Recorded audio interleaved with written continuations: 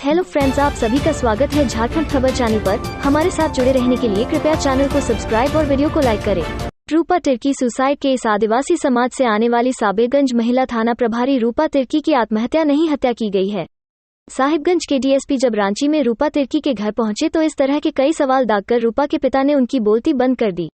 साहिबगंज महिला थाना प्रभारी रूपा तिर्की की मौत का मामला लगातार तूल पकड़ रहा।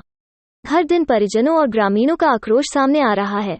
सोमवार को साहिबगंज के बड़हरवा डीएसपी प्रमोद कुमार मिश्रा रातू टैंडा बगीचा स्थित रूपा तिर्की के आवास पहुंचे तो उन्हें भारी विरोध का सामना करना पड़ा। साहिबगंज पुलिस को देखते ही बड़ी संख्या में रूपा के परिजन और ग्रामीण जुट गए और हंगामा शुरू कर दी। लोगों ने साहिबगंज पुलिस के खिलाफ नारेबाजी की और साहिबगंज पुलिस वापस जाओ के नारे लगाए। लोगों ने एक स्वर में कहा, हमें केवल सीबीआई जांच चाहिए, जिला पुलिस पर भरोसा नहीं। डीएसपी रूपा के परिजनों से मिलकर डीएसपी ने अपने आने का कारण और जांच में मदद करने की बात कर ही रहे थे कि विरोध शुरू हो गया। डीएसपी प्रमोद मिश्रा ने अपनी सफाई देते हुए कहा कि रूपा तिर्की को हर हाल में इंसाफ मिलेगा। डीएसपी की बात सुन परिजन भड़क गए और विरोध करने लगे। ग्रामीणों ने उनसे कुछ सवाल पूछे। परिजनों और ग्रामीणों के सवाल पर डीएसपी मिश्रा की बोलती बंद हो गई। जांच भटकाने का आरोप, कहा हत्या को दिया जा रहा आत्महत्या का रूप। परिजनों ने डीएसपी पर आरोप लगाते हुए कहा कि जांच को भटकाया जा रहा है, हत्या को आत्महत्या का रूप दिया जा रहा है। साहिबगंज की पुलिस द्वारा घटना को किसी और दिशा में ले जा रही है। रूपा तिर्की के पिता देवानंद उरांव ने कहा कि एसआईटी जांच सिर्फ धोखा है, हमें सिर्फ सीबीआई जांच ही चाहिए। जब तक झारखंड सरकार सीबीआई जांच की अनुशंसा नहीं कर देती है तब तक हम सभी परिजनों के अलावे आदिवासी समाज के लोग चुपचाप नहीं बैठेंगे। हमें इंसाफ चाहिए। देवानंद उरांव ने कहा कि वे सेना के जवान हैं, उन्हें हत्या और आत्महत्या में क्या फर्क है अच्छी तरह पता है। मेरी बेटी के शरीर में चोट के कई निशान थे, जिसे हम लोगों ने देखा। गले में 2 जगह गहरी चोट के निशान थे। इससे साफ पता लग रहा था कि यह मर्डर ही था। इस सवाल पर चुप रह गए डीएसपी। देवानंद उरांव ने डीएसपी से सिर्फ एक सवाल पूछा कि सबसे पहले आप यह बताइए, शव को सबसे पहले किसने देखा और उतारा। इसके अलावा पूछा कि क्या रूपा के शरीर पर लगी चोट की आपको जानकारी है। पिता के प्रश्नों का डीएसपी साहब के पास कोई जवाब नहीं था। ग्रामीणों और वहां मौजूद पत्रकारों ने डाहू यादव के बारे में भी सवाल किया। इसका भी डीएसपी कोई जवाब नहीं दे पाए। सवाल जवाब शुरू ही हुआ था और भीड़ लगातार बढ़ रही थी। भीड़ को जमा होते देख डीएसपी साहब वापस लौटने में ही अपनी भलाई समझी। डीएसपी ने पत्रकारों के लाख पूछने के बावजूद उनके सवालों का कोई जवाब नहीं दिया।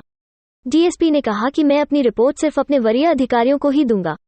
पिता बोले, बेटी को सेवा के लिए भेजा, जिसकी सुरक्षा नहीं कर पाए। रूपा के पिता ने डीएसपी प्रमोद कुमार मिश्रा से कहा कि मैंने भी बतौर फौजी देश की सेवा में अपना जीवन लगा दिया। बेटी को भी सेवा के लिए भेजा, लेकिन आपके विभाग ने उसकी सुरक्षा नहीं की। बेटी की मौत पर दोषियों को सजा दिलाने के बजाय हत्या को आत्महत्या बनाने में लगे हैं। बेटी की मौत की सूचना के बाद जब परिवार के लोग साहिबगंज पहुंचे, उसी समय से पुलिस अधिकारी मौत को आत्महत्या बताने में लगे हैं। परिवार को पोस्टमार्टम की जानकारी नहीं दी गई। जिस बेटी को राज्य की सेवा के लिए भेजा था, उसका शव पहुंचाने कोई पुलिस अधिकारी तक नहीं आए। मौत हुए 1 सप्ताह बीत गया है, लेकिन हमें पोस्टमार्टम रिपोर्ट नहीं दी गई। जब भी रिपोर्ट की मांग करते हैं कि तब पुलिस वाले आवेदन देने को कहते हैं। हर बात में टालमटोल किया जा रहा है। अब सीबीआई जांच की मांग को लेकर झारखंड हाई कोर्ट में जनहित याचिका दाखिल की गई है। याचिका दाखिल करने वाले अधिवक्ता राजीव कुमार ने बताया कि रूपा तिर्की की मौत को संदेहास्पद मानते हुए पूरे मामले की सीबीआई जांच कराने का निर्देश देने का आग्रह कोर्ट से किया गया है। याचिका में स्थानीय विधायक प्रतिनिधि पंकज मिश्र और डहू यादव नामक व्यक्ति को प्रतिवादी बनाते हुए दोनों की भूमिका और पंकज मिश्र की संपत्ति की जांच कराने का आग्रह भी अदालत से किया गया है। याचिका में कहा गया है कि रूपा तिर्की की मौत संदेहास्पद है।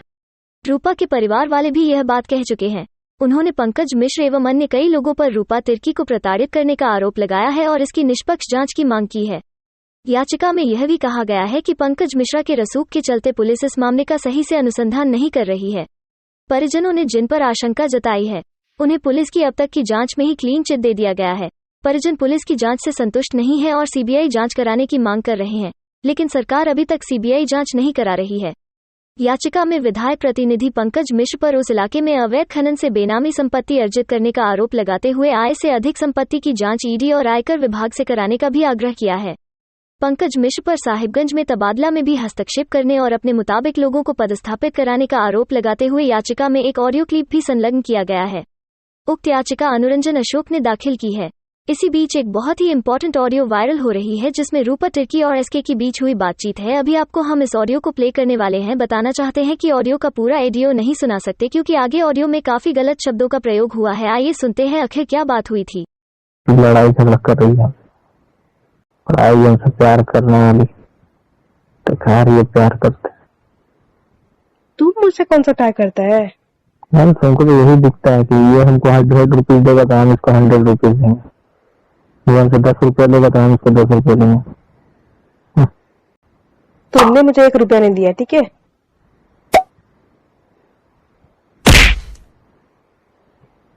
प्यार करता सारा ना, इतना नहीं सोचता है, तू क्यों सोच रहा है इतना? अच्छे से एकदम शांति से अपना सब चीज सहता है।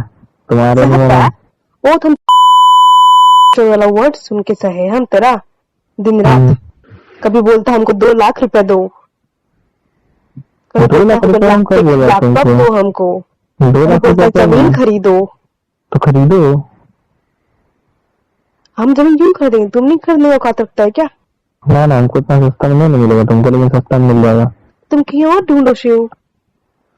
क्यों नहीं? रांची में जमीन चाहिए तो रांची में तो सब तो आदिवासी की जमीन है। तुम आदिवासी को जानबूझ के तुम फंसाए हो। आदिवासी तुम खरीद लो जमीन, अभी शादी के बाद तुमको जमीन नहीं मिलेगा। तुम जानबूझ के आदिवासी को समाज ये फंसा लिए हो। फंसा हम कह आदिवासी को फंसाएंगे? आदिवासी खुद मेरे प्यार में पागल हो गई है। तो ठीक है, इस आदिवासी को हम जमीन कर देते हैं, ठीक है? ये तुमको कोई फायदा नहीं होने वाला है। क्या चीज का फायदा करवाएगी आपको? हमको क्या चीज का फायदा हो रहा है तुम हमको बताओ ना पहले, किस चीज का फायदा हो रहा है? तुम जमीन खरीद ली हो, या हमको लैपटॉप खरीद के दे दी, या बाइक खरीद के दे दी, या हम तुम्हारा एक फुटी कॉली ले लिया अभी तक? ये बताओ ना तुम हमको, बता दो तुम हमको कि हाँ तुम्हारा ले लिया तो बोलो। हाँ, तो मुझे कुछ भी नहीं लिया शिव, मुझे उससे पूछ रही बाबू प्लीज कि तुम बता दो कि करना क्या है। शिव अच्छे से बात करो ना प्लीज, एक बार। मुझे प्यार व्यार का बात नहीं, एकदम कॉमन फ्रेंड की तरह मुझसे बात करो कि तुम क्या बेटर होगा बताओ। इस सब की बात ना ही करो तो बेटर रहेगा। मुझे करना पड़ेगा शिव। ना ना ना ना, इसलिए नहीं करना पड़ेगा, तो ये सब देखो नौटंकी 1000 बार हो चुका है, ठीक है? तो इस बार करते हैं? नहीं करते हैं। इस तरह से नहीं करोगे तो हम लेंगे आज। तुम्हारी माँ को तो शर्म भी नहीं आता होगा, जब उसको पता है कि हम अपना बेटा को नहीं चाहते हैं कि उससे बात करे, नहीं बहू बना के लाएंगे उसको लड़की को, तो उसी टाइम तुमको एक थप्पड़ मारना चाहिए था, जिस टाइम पे मेरा फोन तुम रिसीव करते हो। मेरे घर के मतलब ऐसे हैं, जब लगता है कि उस लड़की को नहीं लाना है ना, तो उसको वहीं पर इतना मारते उस लड़के को कि दोबारा वो कॉल नहीं करता। अच्छा, लेकिन तेरी माँ सोचती है कि बस यूज कर ले बेटा जितना यूज करना है, लेकिन हम बहू नहीं बनाएंगे उसको हम। अच्छा, फ्री फोकट का यूज कर रहा है, बोलती है पैसा भी सोएगी। मेरा माँ तो वैसा है नहीं, तुम्हारी माँ का पता नहीं। तुम्हारी माँ तो है ही वैसी। मेरी माँ वैसी नहीं है। नहीं होती तुमको रोकती मुझसे बात करने के लिए। अच्छा, मारती एटलीस्ट 1-2 थप्पड़। तो तेरी मैया क्या कर रही है? मेरी मम्मी को पता ही नहीं है क्या? तुमसे बात करते हैं। तो बताओ। सब पता है कि हम दिन रात रोते थे तुमसे बात करके, और तुम मुझे शादी नहीं करना चाहते, उसको ये पता है।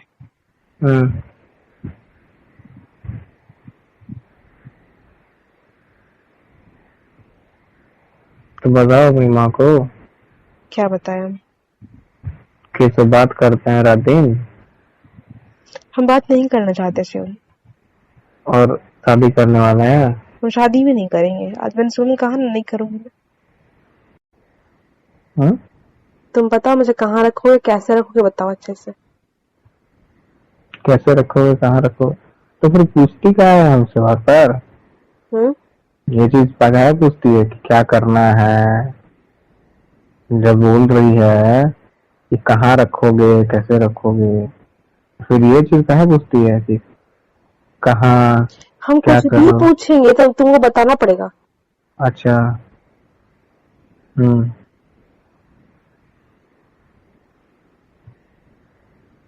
बोलो। कहाँ रखोगे तुम मुझे? जहाँ हम रहेंगे वहां रहेगी। क्या मुझे मधुपुर में कोई हक नहीं मिलेगा? बहू का दर्जा मिलेगा या नहीं मिलेगा? वो मेरी माँ से पूछ लेना, ठीक है? वो देगी तुमको कि नहीं देगी? हाँ, वो देगी कि नहीं देगी? तुम ऐसे क्यों जवाब देता है शिव? मुझे तुम अच्छे से भी जवाब दे सकता है। तुमको हमसे मतलब है कि उन लोगों से मतलब है? कोई भी बहू को सबसे नहीं, होता है। वो अगर तुम तुमको टेढ़ा मत बोलो मुझसे। नहीं, वो तुमको नहीं बहू मानेगी तब। वो सीधा बोलेगी कि मधुपुर तुम लोग दोनों मत आना, तब तो हम लोग छोड़ते हैं दूसरे को। छोड़ते हैं। नौटंकी सुझा रहा है तुमको, नौटंकी सुझा रहा है।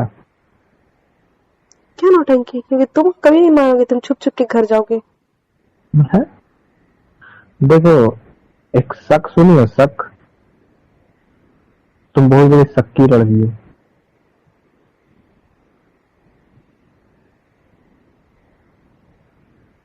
तुम बहुत बड़े शक्की लड़की हो। अपना ये शक हटा दो, ये शक पाना। मेरा बाप भी बहुत बड़ा शक्की आदमी था, इसीलिए आज उसका घर नहीं बचा है। हम लोग इतना बड़ा होने वाले।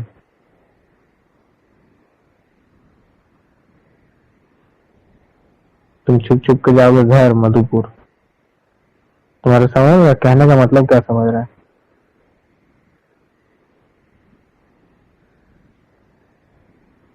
तुम्हारी मेंटालिटी से तुम्हारी बाप का हमको दिख रहा है चेहरा। तुमको मेरे पेरेंट्स से इतनी नफरत है तो क्यों बात करते हो मुझसे? चलो ना शिव, अच्छे से बात करते हैं और खत्म करते हैं। नहीं खत्म कर। दुश्मनी करके क्या फायदा? दुश्मनी क्या है? दुश्मनी हो रही है शिव हमसे। क्या दुश्मनी हो रही है? तुमसे कोई दुश्मनी थोड़ी होने वाली हो रही है, होगी दुश्मनी, तुम देख लेना। तुम्हारी गलत फहमी है कि दुश्मनी होगी तुमसे। होगी दुश्मनी ना, कोई दुश्मनी नहीं होगी।